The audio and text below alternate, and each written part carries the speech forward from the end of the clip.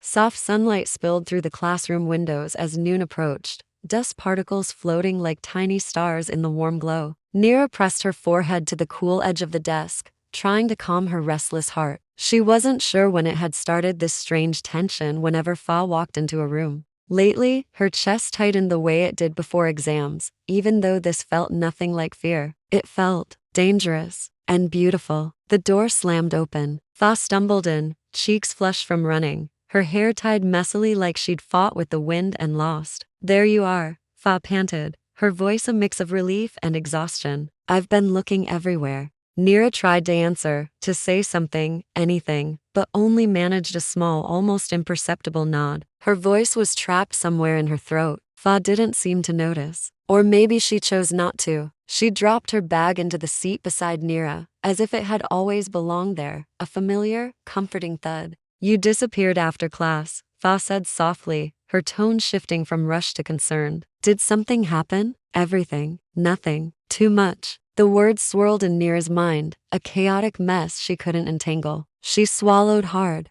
forcing herself to speak. "I just needed air." Fah studied her with those gentle, worry-filled eyes that always seemed to break down the walls Nira so carefully built. She reached out instinctively, her hand hovering in the space between them, before stopping halfway as if she wasn't sure if she was allowed to touch her. The hesitation was a question in itself. "Nira, talk to me." Nira looked at the hand suspended in the air, trembling slightly. The air in the room thickened, heavy with the weight of unspoken things, of feelings too big to name. She forced a smile, a brittle attempt at normalcy. "It's nothing, really."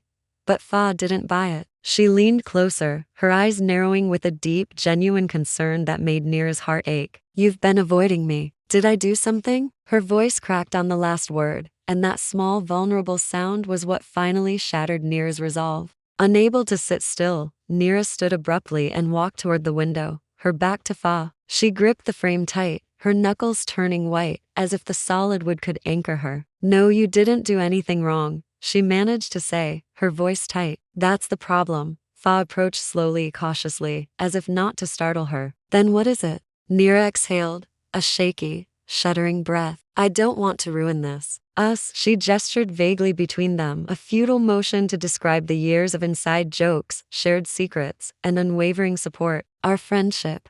Silence. It was thick, heavy, terrifying. Nira's heart hammered against her ribs. Then Fah whispered, her voice barely audible. "Why would it ruin anything?" "Because I feel," Nira choked on the words, the confession lodged in her throat. "I feel more than I want to admit." Fah froze. A soft gasp slipped out, a sound of surprise, but her expression wasn't one of shock. It was recognition, as if a piece of a puzzle she'd been staring at for weeks had just clicked into place. Her voice turned fragile, delicate. "Nira, look at me." Nira hesitated, her gaze fixed on the world outside, a world that suddenly felt distant and blurry. Finally, she turned. Fah was standing close, too close, close enough that Nira could see the rapid, hopeful pulse beating in her throat. "I've been feeling it too," Fah admitted, her voice low and earnest. "And I was scared you didn't." The breath left Nira's body in a rush, as if she'd been holding it for weeks. For the first time in what felt like forever,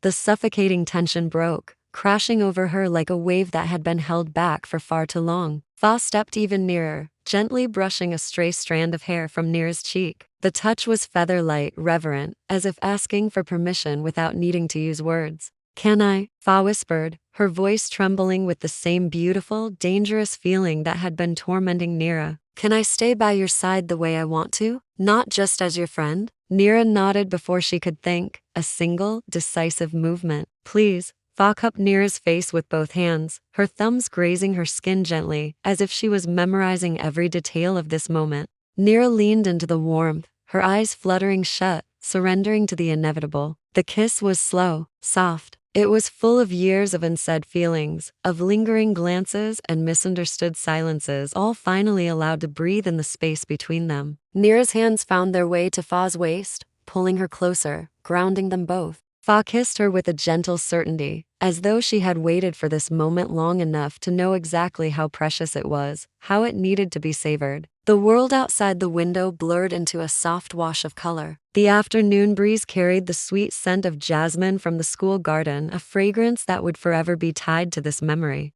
Everything felt still, anchored in the point where their lips met. When they finally parted, their foreheads remained pressed together, sharing the same air, the same shaky breath. Fah laughed, a breathless, joyous sound that filled the quiet room. I can't believe we both ran from this for so long. Nira smiled, her cheeks warm, her heart full. Maybe we just needed the right moment. And this is it, Fah whispered, her eyes shining. Right now. Nira nodded, feeling lighter than she had in years. The weight was gone. So, what happens now? She asked, the future stretching out before them, no longer a source of anxiety. Fah intertwined their fingers, her hand fitting perfectly in Nira's and squeezed gently. Now, we stop running, and we walk forward together. They stepped toward the hallway, hand in hand, their hearts finally beating in the same rhythm. For the first time, the future didn't feel uncertain. It felt promising. It was bright and terrifying and absolutely wonderful. It felt like love. Thank you so much for watching.